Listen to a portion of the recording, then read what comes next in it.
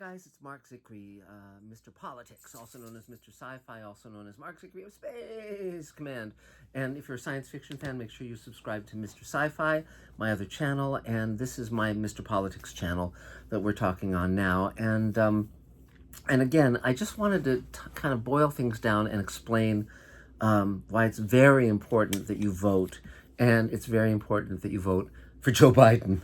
Even if you're a Republican, even if you are a libertarian, anything. And here's the reason. You know, the title of this video is What Makes America Great?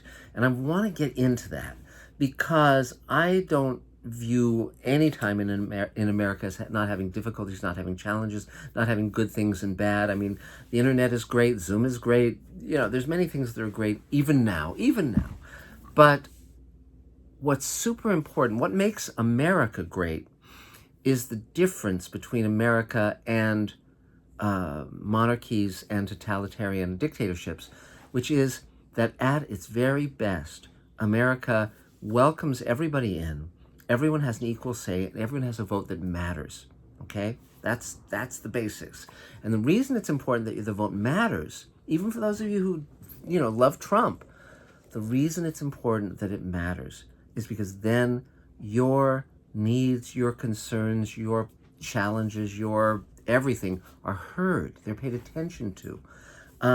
When you have one party deciding everything, when you have one ruler deciding everything, then sometimes what you want will be in alignment with what he wants, and then you're okay. But if you want, for instance, a living wage, if you want, for instance, health care that you can afford, if you want, for instance, Social Security that you know is protected, if you want Medicare when you're old so that you're, again, you know, not having to be out on the street, you know, dying in the gutter, as people do in some places, then it's very important that your politicians care. And the only way they're going to care is if your vote matters.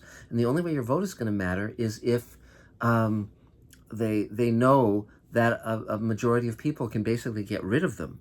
Now, let me explain why Trump's saying that he wants to throw out the ballots, Trump's saying that he wants the courts to decide who's president, the fact that he doesn't want to leave the presidency, why that's all extremely problematic. And but also I want to talk about what you guys can do, because I noticed that on the you know, that it's very easy to fall into fear, it's very easy to fall into despair, and it's very easy to fall into apathy, and just throw up your hands and say, well, you know, we're screwed. Now, but I'll tell you why this is the most important election in my lifetime. There's no two ways about that one. Here we go.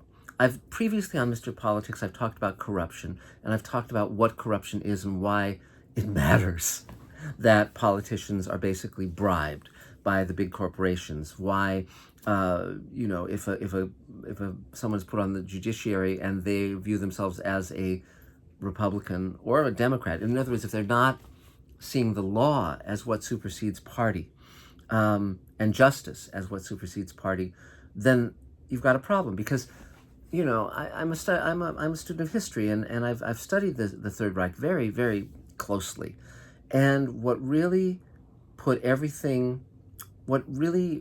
took away people's freedoms was when they corrupted the judiciary, when the judges were following laws that were racist, or that were, you know, sterilizing people with disabilities, or killing them, all of these things that were basically put into law. That's when democracy and the right of the individual goes out the window. So here, let me walk you through some of this stuff as I see it. And again, it's just my opinion. If you believe in anything that you believe in, fine. But here's what I would ask you to do, and it's very important. When you hear some claim, okay, like for instance, the Democrats are gonna take the election, steal the election. They're gonna you know, have millions of fake ballots come in. You have to say to somebody, what's your proof? What's the proof of this? You know, because right now, because we're getting our news and our information from the television, from the internet, everything is kind of has an equality of noise. But I think if you say, okay, wait a minute, what's actually happening? For instance, all of these cities aren't rioting. What's going on is people are protesting police brutality and people being murdered. by the cops. And they're not burning the cities down. I was here during the LA riots. I know the difference between a riot, where if you go out, you could be murdered, versus a protest where maybe one or two people are, doing things they shouldn't do. But that's those individuals. It's not the goal of the event itself, okay, to destroy. And the news can make that look very, very scary. But we must not give in to fear. That's why I say go out on the streets. Don't go out as a Trump supporter. Don't go out with your political, leanings on your sleeve and yelling out slogans. Go out and just watch. See what's actually happening, because you'll find that the people out on the streets are your brothers and sisters. They are not terrorists. They are not some mysterious cabal. Okay, people want justice. People want their kids to be safe. They want to keep their families protected, and they want to be able to make a living. These are, there's much more commonality. This is what America's about. But okay, let me walk you through this. I digress. Here's what happened. If you've been listening to Michael Cohen in his account, and this is borne out by the facts, Trump never expected to win, and the polls said he wasn't going to win. He thought that this was all going to be a big publicity stunt that would basically improve the value of his brand, the Trump brand. Okay, when he won, it was a surprise to him as well. Now, he's in the Russians' pockets, all that Putin stuff, whether or not he's an operative of Putin, whether or not whatever. But if you start really, really researching the whole Russia thing, yeah. I mean, the fact that he was sitting there next to Putin saying, I don't know why Putin would have gotten involved in our elections, that's a guy who's in someone's pocket, okay, really. But okay, that aside, when you look at photos of Trump and Melania the first few weeks after the election, when they're in meetings and so forth, they look incredibly miserable, particularly Trump. The reason he's miserable is he didn't want to win, and now he's thinking, Jesus, I don't want to be the president. I don't want to have to rise to the requirements of this job. I'm not qualified. I don't know what I'm doing. And then suddenly things changed. And when did they change? When he realized that he didn't need to rise to the presidency.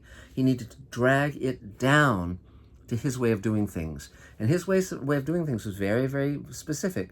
Break the law, intimidate people, basically do all this dirty stuff, pay off hookers, do all of these things. They're not hookers, they're porn stars, big difference. But the point is that he started corrupting the Senate. He started corrupting the judiciary. It was basically, his key question was, are you loyal?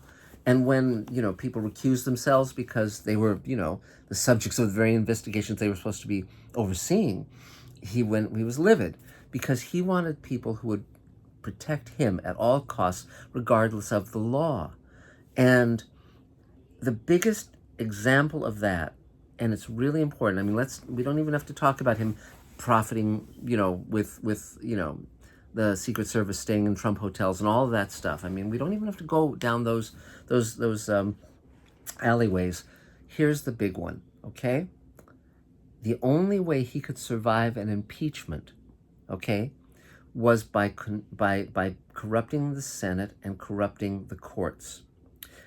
Now, the way to make sure that impeachment, the way to, for all of you, wherever you are on the political stripe, just ask yourself this. If you don't believe that he, did anything wrong with foreign powers and withholding funds and all that, which, everyone has said he did, if you look at anybody along the food chain. But even if you don't want to get into actually researching that, ask yourself this. The Supreme Court, the Supreme Justice, he was supposed to preside over that court case as the judge. The impeachment was essentially a court case. The senators were jurists. They were on the jury. He was the judge. What case, other than that one, can you point to in America that allowed no witnesses, no evidence, and the jurors could say before the case, I know how I'm going to vote? Okay? John Roberts absolutely should have been following the law and absolutely should have been acting as a judge at a case. And the moment someone said before the court said, before the case happened, saying what he was going to vote, that guy should have been recused, because that's a corruption of the system. Okay? The moment you have a trial where no evidence is allowed, no witnesses are allowed, that is a corruption of the system. Okay? And that, because the only way Trump could survive that impeachment, he knew, because he knew he'd done it, he was guilty, was by saying, okay, we're going to corrupt this so that everyone is silenced. And the people who spoke up, even to the House, like Vindman, Colonel Vindman, who is a man of great integrity, they got basically, their asses handed to them on a plate. I mean, they were treated extremely badly. So, moving forward now. So Judge Ginsburg has died. Now Trump is going to put his person on the Supreme Court. And that's what he's looking down the road at. Is he knows he's going to lose the next election. The numbers are very clear. There are more Democrats than Republicans in this country. And the Republicans know that. And so the only way they can win, Trump said it himself. He said, if you have a mail-in ballot, you'll never have another Republican again win an election, because he knows there are more Democrats than Republicans. And if you have fair elections, most times Democrats will win and Republicans won't. But in a fair election, many times they will. But the point is, that's why they take the votes away from people who are minorities, from the poor, they disenfranchise people, they close polling stations, they screw up the post office so that mail-in ballots won't arrive on time. And then they start saying, well, the coronavirus, it's not lethal. Why are they saying that? Why is Trump saying that? Because that means that Republicans will vote in person, because they won't see it as dangerous. And even if they come down with coronavirus, it'll be weeks later. So there's a strategy at work here, because they know that if Democrats believe the coronavirus is real and use mail-in ballots, and Republicans don't believe it's real and vote in person, then the initial vote will be skewed toward the Republicans. And then if Trump steps in and says, well, the mail-in ballots are fraudulent, and he goes to the Supreme Court, and the Supreme Court, which is in his pocket, backs him up, then basically he's won the day. And not won the election, but basically seized power. And this is where we're talking about dictatorship, and that's why it's so scary. So here's what I would say, and if you disagree with everything I'm saying, just ask yourself this. Do you want a presidency that's totally unaccountable? Do you want a presidency that doesn't? I mean, come on, guys, look. I mean, we have a pandemic, people are out of work, and the Republicans go off on vacation. They don't care about you, and even if you vicariously live through Trump, even if you feel that he can say the things you wish you could say, even if you feel he can do the things you wish you could do, sleeping with porn stars when his wife's just given birth, all these terrible things he does, I'm sure a lot of people live vicariously through him thinking, wow, that would be the life. Even if you admire that guy, even if you envy that guy, you do not want a judiciary and a president and a Congress that doesn't care what you think and feel. And it's not about symbolic issues. It's about real issues. How we, day to day, as a population, survive. Representative government is important because it's answerable to the people.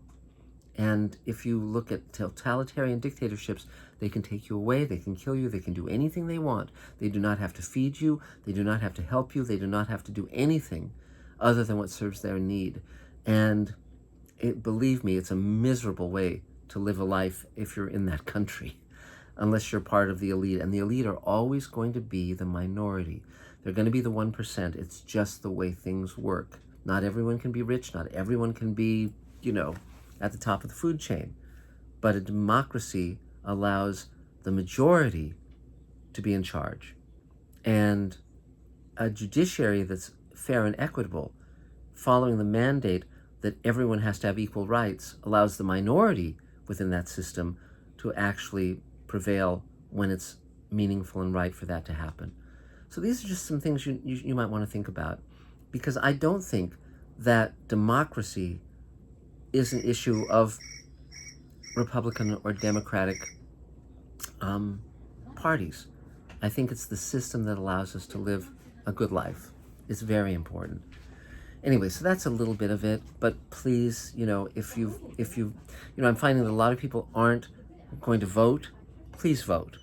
And please treat this importantly. Honest to God, I mean, if you think things have been bad the last 4 years, even whether or not you blame Trump, if you think things have been bad the last 4 years, just wait for the next 4. Because if the people no longer have a say, if government is just running amok, then people can just, take people away to secret prisons. They can hold them without charge. They can kill them without being held responsible. It's bad. It's really bad. And it has happened, and it will happen again, but it has not happened here, not on a mass scale. The other thing I'll say, because again, I'm trying to speak to my friends who are on the right, as well as my friends on the left and in the middle. Think about not believe, they talk about fake news and all of that, and, it's used as a bludgeon. But if you really look into the history of Fox News, it was designed to be a propaganda network and to not be responsible to telling the truth. And if you do any research into this stuff, you'll see that exactly is what was going on with Roger Stone, with all those guys, Roger Ailes. And, there's a history to all this stuff. There's a cause and effect. It starts with Nixon and could go back even farther to FDR and onward. So that's it. That's all of it. I mean, people talk about, well, the Democrats can pack the court. Look at what FDR did when he tried that. The Supreme Court shot it down, and that's what'll happen this time too. So so if we can get Trump out, great. If we can't, a Democratic majority in the Senate and the House is the only thing that's going to hold him accountable, or any of these people accountable. So I'm just saying from my heart, please vote for democracy on this election. Please don't believe the lies that are being told. Ask what the proof is. And it's not what you've heard or what somebody said, or, there was a guy on an airplane and there were all these people dressed in black. It's bullshit. Don't believe these kind of narratives. I've been out on the street. I know people who are out on the street, and I've talked to the soldiers. I've talked to the cops. I know what's going on, at least here in Los Angeles. And, there's a lot of lies floating in the air, and anything that takes away your rights is a bad idea. So that's it for now. You're free to disagree with me, but if you can think about it, don't just believe what you're being told. I don't. I really don't. And, that's about it for now. So we'll talk very soon, and you can subscribe to Mr. Politics. You can subscribe to Mr. Sci-Fi. And everyone is welcome under the tent, as long as we're motivated by kindness, compassion, truth. And that's about it for now. Thanks a lot, guys. Bye.